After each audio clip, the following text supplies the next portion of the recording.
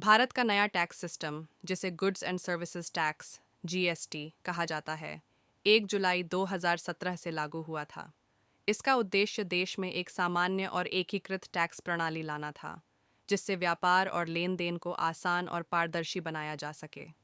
GST ने पहले के अलग अलग अप्रत्यक्ष करों, जैसे VAT (value added tax), excise duty, service tax आदि को खत्म किया और एक एकल कर प्रणाली पेश की।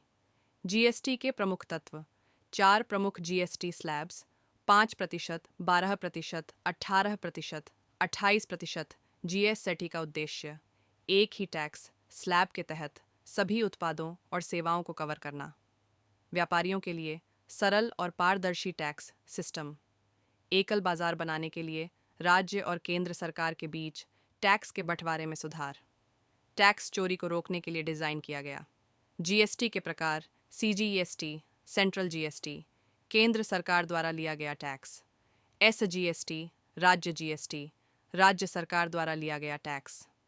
आईजीएसटी इंटीग्रेटेड जीएसटी, जब एक राज्य से दूसरे राज्य में माल भेजा जाता है तो यह टैक्स लगता है।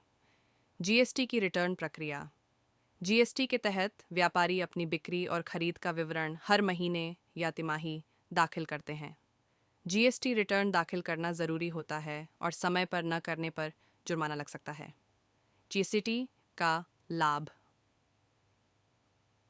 देश भर में एक ही टैक्स व्यवस्था लागू होने से व्यापार करने में आसानी।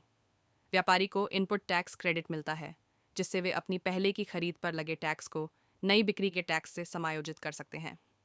राज्य और केंद्र सरकारों के बीच टैक्स संग्रह की पारदर्शिता बढ़ी।